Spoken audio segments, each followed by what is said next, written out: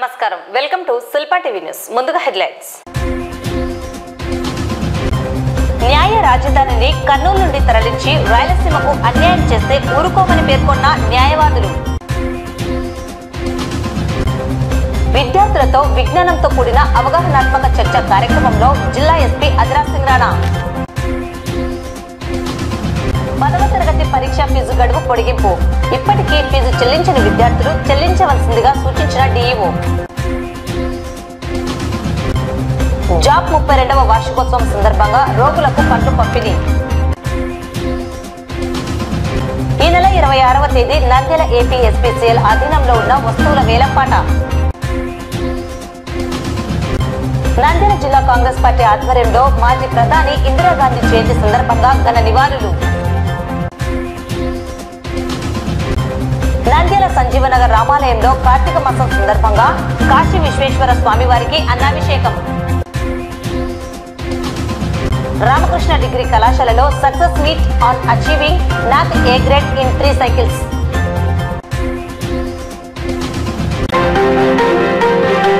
రాయలసీమ ప్రాంతం కర్నూలు జిల్లా కేంద్రంలోనే గత వైఎస్ఆర్సీపీ ప్రభుత్వం ఇచ్చిన హామీల మేరకు కర్నూలులోనే న్యాయశాఖకు సంబంధించిన అన్ని శాఖలను ఏర్పాటు చేయాలని కోరుతూ మంగళవారం నంద్యాల జిల్లా వైఎస్ఆర్సీపీ లీగల్ సెల్ నాయకులు ప్రతాప్ రెడ్డి, కృష్ణారెడ్డి తదితర అడ్వకేట్లు కలిసి నంద్యాల జిల్లా బార్ అసోసియేషన్ అధ్యక్షుడు రావినుతల దుర్గా ప్రసాద్ కు వినతి పత్రం అందజేసి ఈ విషయాన్ని న్యాయశాఖ మంత్రి ఎన్ఎండి ఫరూక్ ద్వారా సీఎం చంద్రబాబు దృష్టికి తీసుకువెళ్లి డిమాండ్లను నెరవేర్చాలని కోరారు.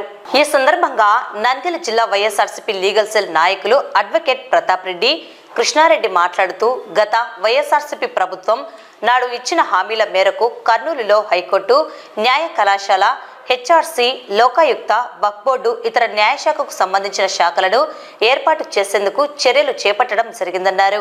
అయితే కూటమి ప్రభుత్వం వీటన్నింటినీ అమరావతికి తరలించేందుకు చర్యలు చేపడుతున్నారని, దీనివల్ల రాయలసీమకు అన్యాయం జరుగుతుందన్నారు.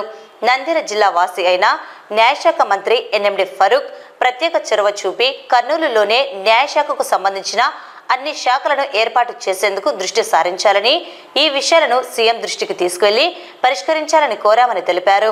ఈ మేరకు వినతి పత్రాన్ని నంద్యాల జిల్లా బార్ అసోసియేషన్ అధ్యక్షుడు రావినుతల దుర్గా ప్రసాద్ కు డిమాండ్లతో కూడిన వినతి పత్రాన్ని అందజేయడం జరిగిందన్నారు. అనంతరం బార్ అసోసియేషన్ అధ్యక్షుడు న్యాయశాఖ మంత్రి ద్వారా సీఎం దృష్టికి తీసుకువెళ్లి పరిష్కరించేందుకు అమరావతికి వెళ్తున్నట్లు, అలాగే బార్ అసోసియేషన్ కు సంబంధించిన పలు సమస్యల పరిష్కారానికి, నంద్యాల జిల్లా జడ్జి నియామకానికి, పెండింగ్ లో ఉన్న కేసుల పరిష్కారానికి చేపట్టవలసిన విషయాలను తెలియజేశారు. ఈ కార్యక్రమంలో అడ్వకేట్లు పాల్గొన్నారు. కర్నూలు జిల్లాకు వచ్చిన హైకోర్టు, హెచ్ఆర్సీ, తర్వాత న్యాయ కళాశాల ఇవన్నీ ఇప్పుడు విజయవాడకు తరలిస్తున్నారని చెప్పేసి అంటున్నారు సార్. అవన్నీ కర్నూలు జిల్లాలో ఉండాలని చెప్పేసి మన భారతదేశంలో ఒక జనరల్ బాడీ మీటింగ్ పెట్టేసి మీ తదుపరి కార్యాచరణ పెట్టేసి అడుగుతున్నాం. గత ప్రభుత్వం కాలంలో న్యాయ రాజధానిలో భాగంగా కర్నూలులో ఏర్పాటు చేసిన న్యాయ కళాశాల, హైకోర్టు, హెచ్ఆర్సీ, ఆ తర్వాత మన వక్ఫ్ బోర్డు, ట్రిబ్యునల్ ఇవన్నీ ఈ కుటుంబ ప్రభుత్వం వచ్చిన తర్వాత అన్ని విజయవాడ తరలించిన ఆలోచనలో ఉంది.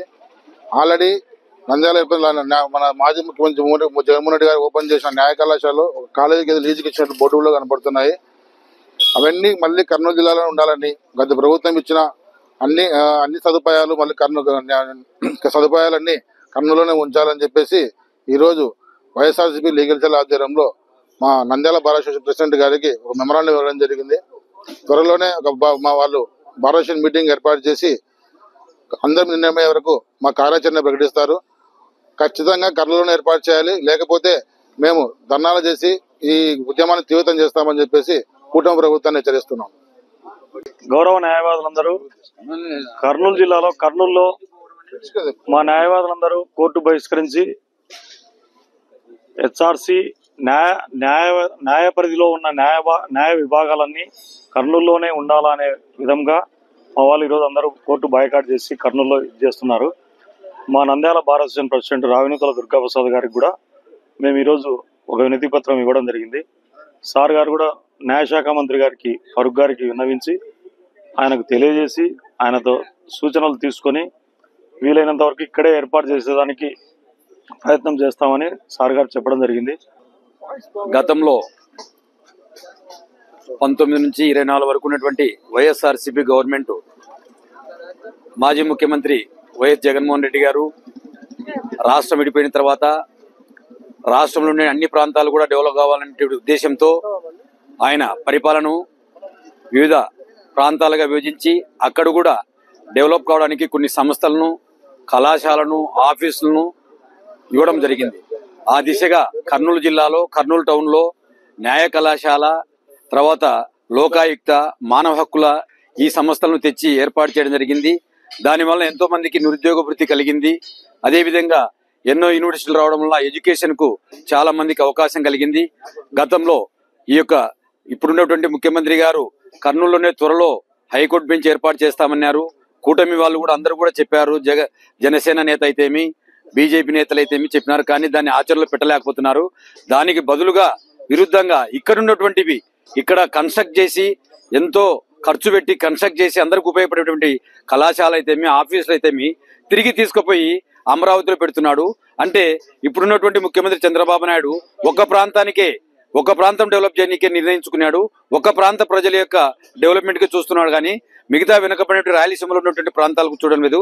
దీన్ని ఉద్దేశించి మేము వైఎస్ఆర్సీపీ లీగల్ సెల్ కమిటీ తరఫున మా యొక్క bar association, Nandyal bar association advocate అయినటువంటి సీనియర్ ఈ ప్రెసిడెంట్ గారికి ఒక మెమోరాండం వెళ్తుంది.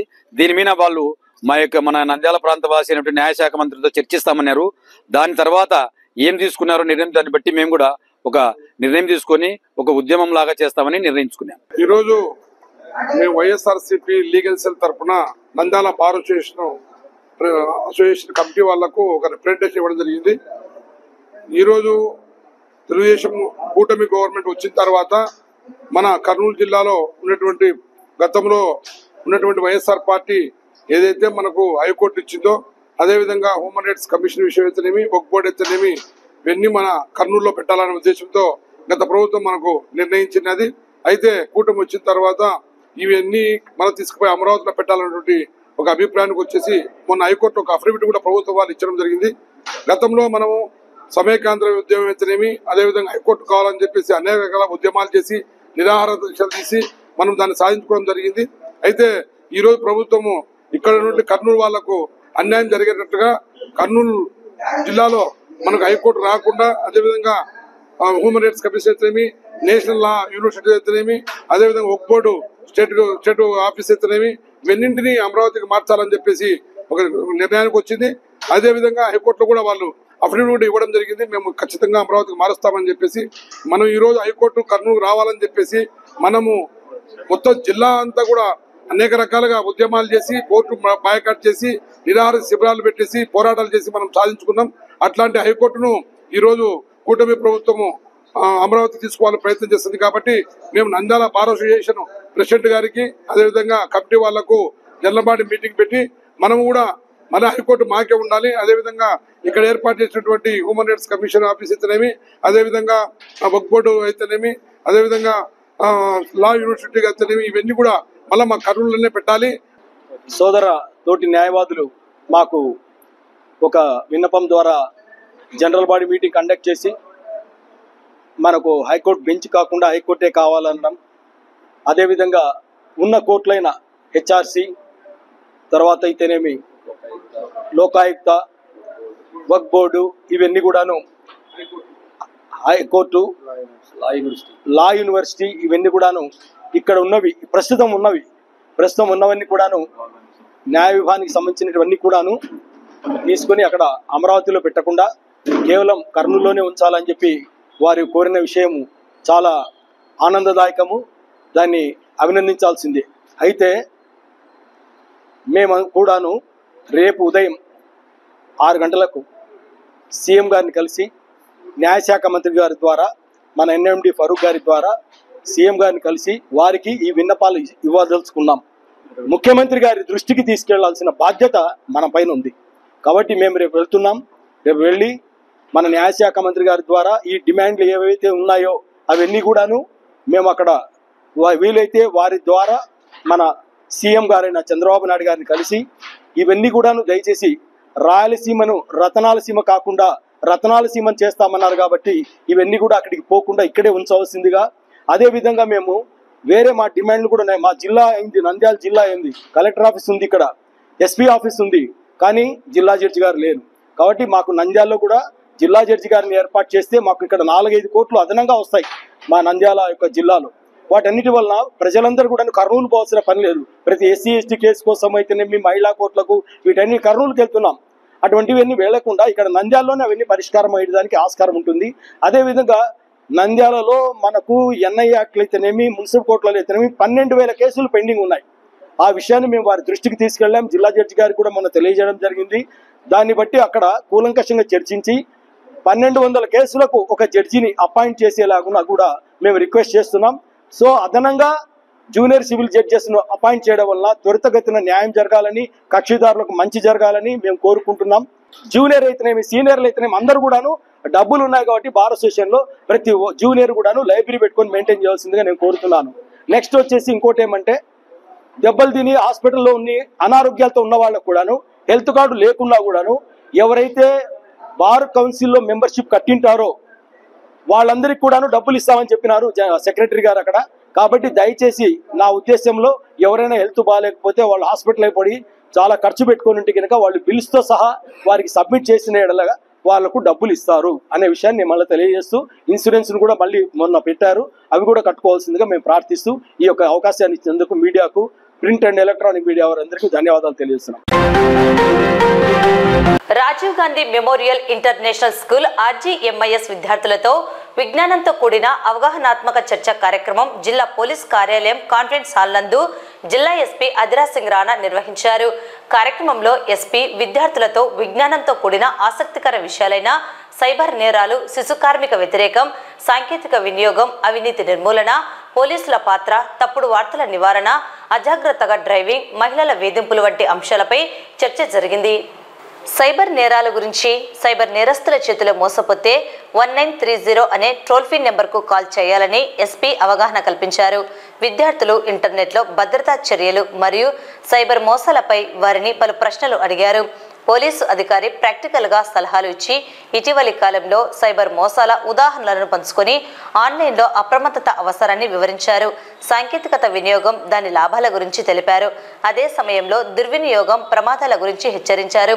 పోలీసులు నేరాలను ఛేదించడానికి సాంకేతికతను ఎలా ఉపయోగిస్తారో ఉదాహరణలతో వివరించారు. సమాజం మరియు పోలీసుల మధ్య మంచి సంబంధాలు ఎలా అవసరమో విద్యార్థులకు తెలియజేస్తూ శాంతి భద్రతలో పోలీసుల పాత్ర గురించి వివరించారు. సమాజంలో సోషల్ మీడియా వేదికగా మరియు ఇతర ప్రసార మాధ్యమాల ద్వారా వచ్చే తప్పుడు వార్తల గురించిన ప్రమాదాలను వివరించి ఏదైనా సమాచారాన్ని పంచే ముందు సరిచూసుకోవాలని సూచించారు.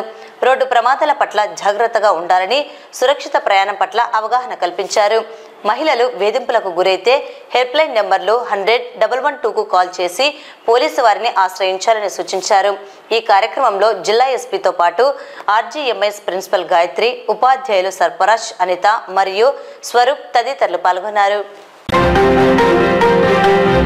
రాష్ట్ర విద్యాశాఖ కమిషన్ ఆదేశాల మేరకు 10వ తరగతి చదువుతున్న విద్యార్థులు పరీక్ష ఫీజు చెల్లించేందుకు ఎటువంటి అపరాధ రుసుము చెల్లించకుండా ఈ నెల 26వ తేదీ వరకు గడువును పొడిగించడం జరిగిందని నంద్యాల జిల్లా DEO జనార్దన్ రెడ్డి వెల్లడించారు. అలాగే ఫీజు చెల్లించవలసిన తేదీలను, వాటికి సంబంధించిన వివరాలను వారు పేర్కొన్నారు.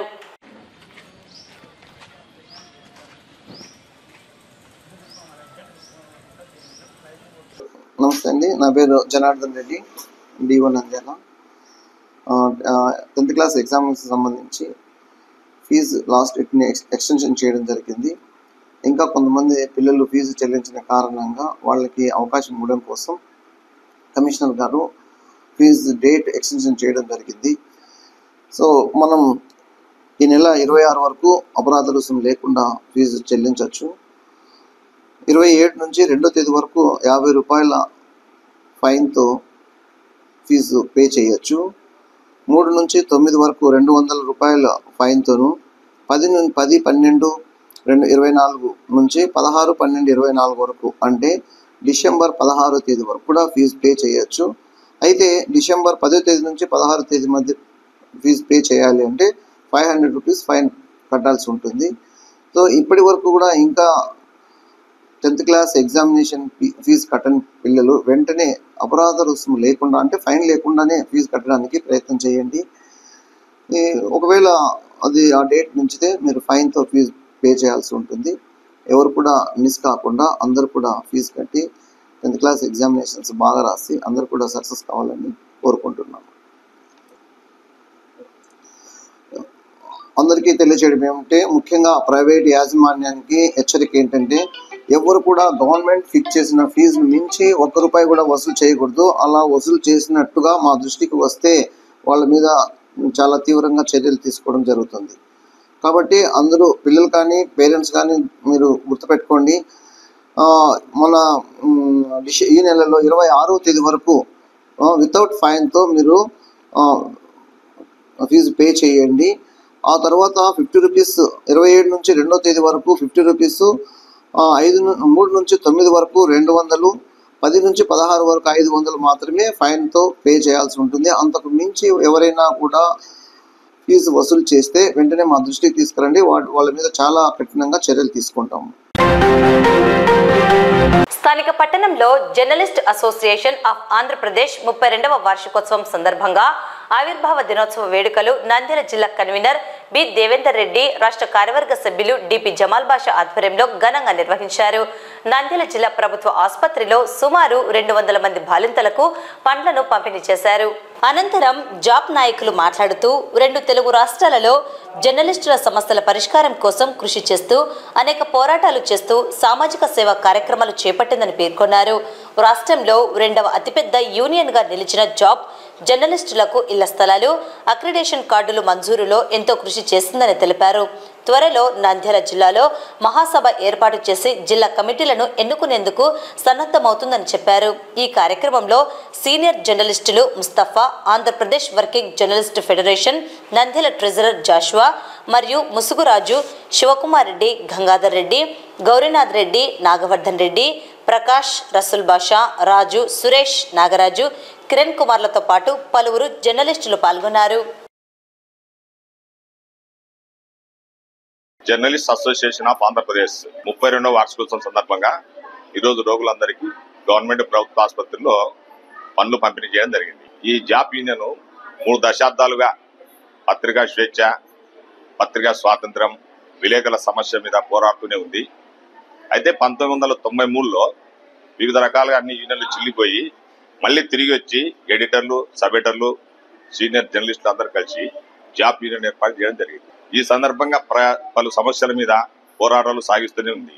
కర్నూలు జిల్లాలో, నంద్యాల జిల్లాలో కూడా ప్రత్యేక కమిటీలు ఏర్పాటు చేసి విలేకరుల సమస్యల మీద పోరాటం చేయడానికి సిద్ధంగా ఉంది. పలు సామాజిక కార్యక్రమాలు కూడా పాల్గొనేందుకు ఈ జాబ్ యూనియన్ స్టేట్ వైడ్ గా 2 ఉమ్మడి రాష్ట్రాల్లో కూడా పలు కార్యక్రమాలు, సేవా కార్యక్రమాలు అందిస్తున్నారు.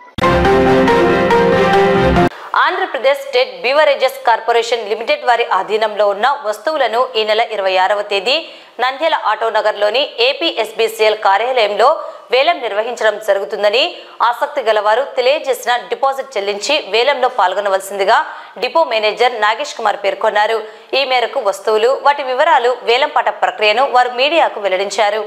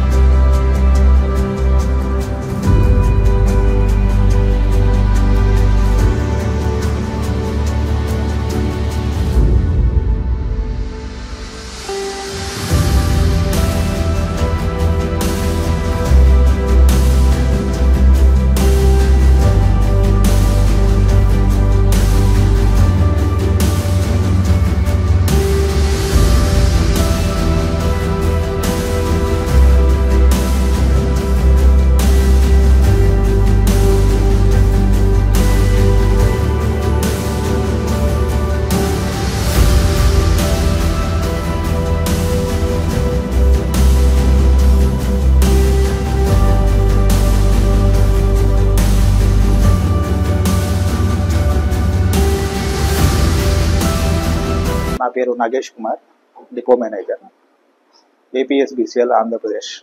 గౌరవనీయ మేనేజింగ్ డైరెక్టర్ గారి ఆదేశాల మేరకు 26వ తేదీ ఈ నెల 26వ తేదీన డిపో ఇంతకుముందు జియరో షాపులలో ఉన్నటువంటి రిటర్న్ సామాగ్రిని వస్తువులను అనగా ఫ్రీజర్స్ 87, ఇన్వర్టర్స్ విత్ బ్యాటరీ 78, క్యాచెస్ 80, స్కానర్స్ 234, క్యాష్ కౌంటింగ్ మిషన్స్ 139గా ఉన్నాయి. అవి ఆటోనగర్లో ఉన్న ఏపీఎస్బీసీఎల్ నంద్యాల ఐఎంఎల్ డిపో నందు 26వ తేదీన వేలము వేయడం జరుగుతున్నది. దీనికి గాను అందరూ సహకరించవలసిందిగా కోరుతున్నాము. వేలంలో పాల్గొంటున్న వాళ్ళు ఆధార్ కార్డుతో సహా 5,000 రూపాయలు ముందస్తుగా డిపాజిట్ చెల్లించాలని కోరుతున్నాము. అలాగే ఒకవేళ వేలంలో తగిలినటువంటి వస్తువులకు గాను ఆ డిపాజిట్ కట్టిన అమౌంట్ లెస్ చేసి మిగతా అమౌంట్ 18% GSTతో కట్టించుకోవడం జరుగుతున్నది. ఒకవేళ యాలంలో పాల్గొన్నా కానీ వాళ్ళకు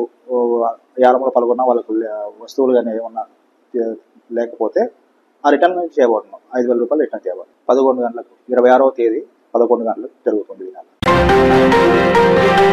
భారతదేశ మాజీ ప్రధానమంత్రి దివంగత ఇందిరాగాంధీ జయంతి సందర్భంగా నంద్యాల జిల్లా కాంగ్రెస్ పార్టీ నాయకులు దాసరి చింతలయ్య ఆధ్వర్యంలో స్థానిక కార్యాలయంలో ఆమె చిత్రపటానికి పూలమాలలు వేసి ఘనంగా నివాళులు అర్పించారు.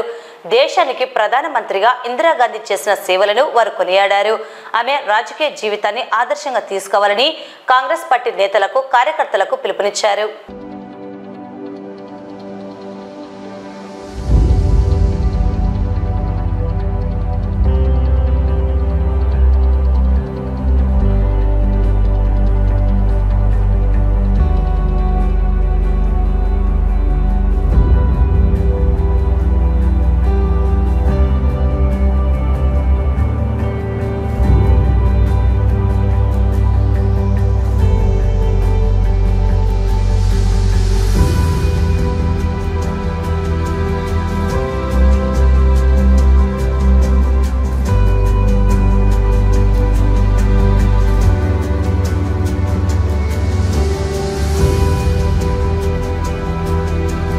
ఈరోజు మాజీ ప్రధానమంత్రి మహిళ భారత రత్న అయినటువంటి శ్రీమతి ఇందిరాగాంధీ గారి 107వ జయంతిని నంద్యాల పట్టణ అధ్యక్షుడు, జిల్లా అధ్యక్షుడు, జిల్లా కార్యాలయం నందు ఘనంగా జరుపుకుంటున్నాము.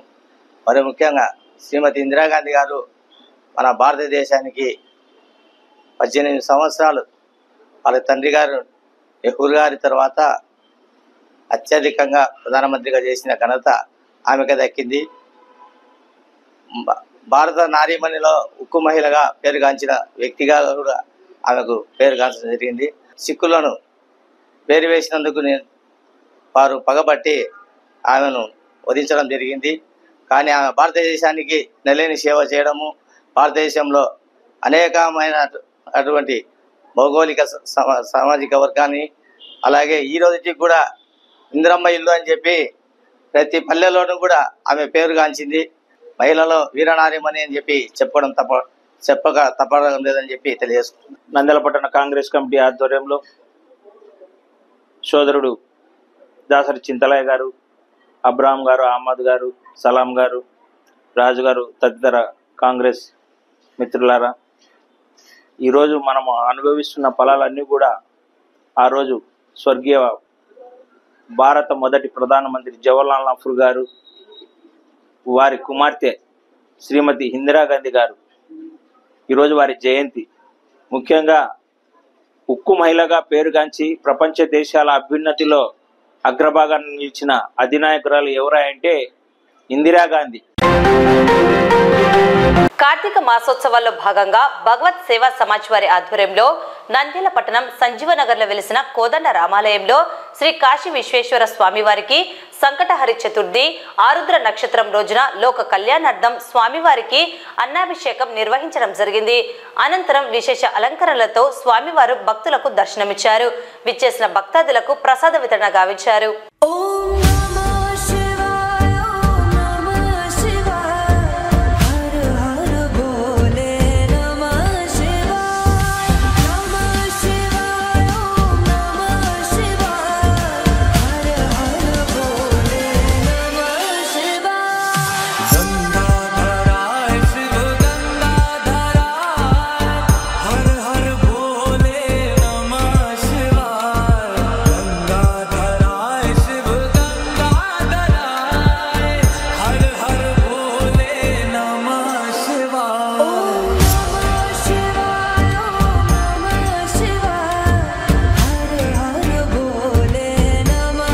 భగవత్ సేవా సమాజ్ వారి ఆధ్వర్యంలో నిర్వహించబడుతున్న సంజీవనగర్లో వెలిసిన శ్రీ కోదండరామాలయంలో వెలిసిన శ్రీ కాశీ విశ్వేశ్వర స్వామికి కార్తీక మహోత్సవాల సందర్భంగా అనేక కార్యక్రమం చేపట్టడమైనది.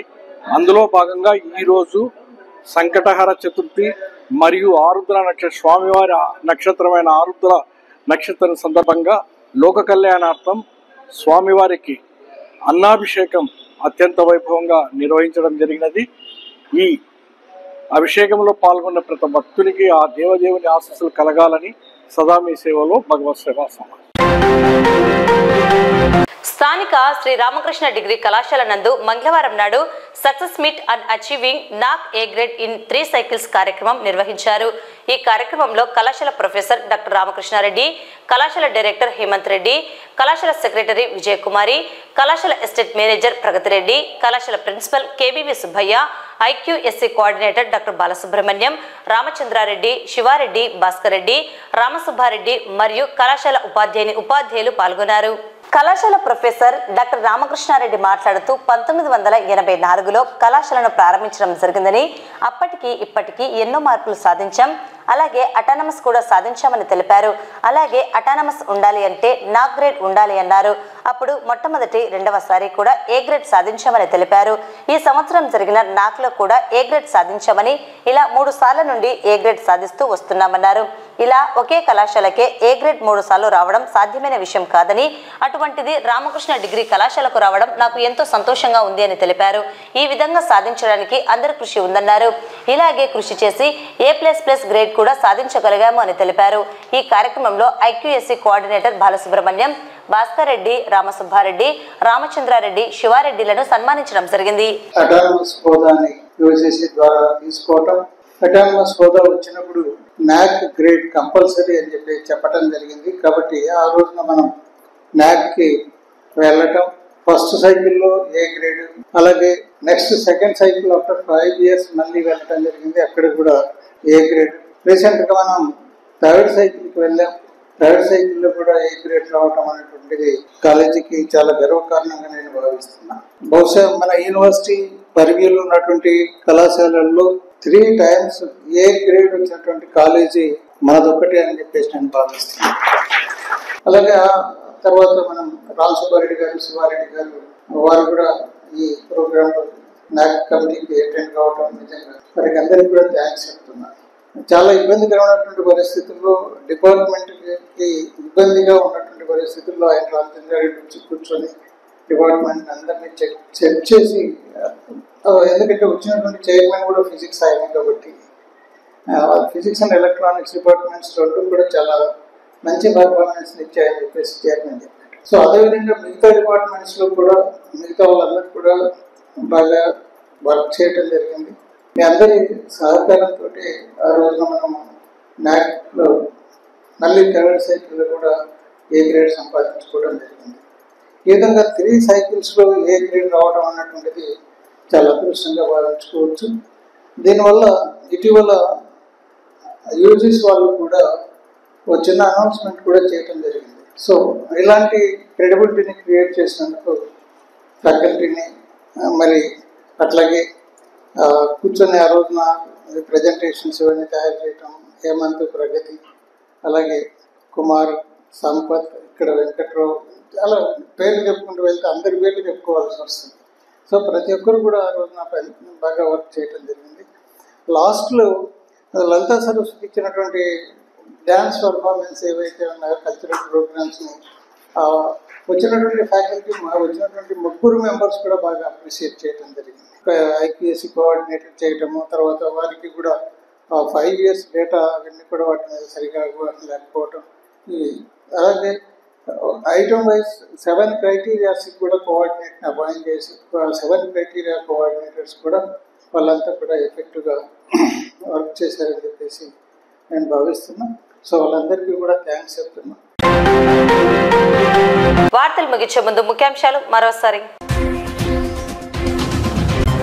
న్యాయ రాజధానిని కర్నూలు నుండి తరలించి రాయలసీమకు అన్యాయం చేస్తే ఊరుకోమని పేర్కొన్న న్యాయవాదులు.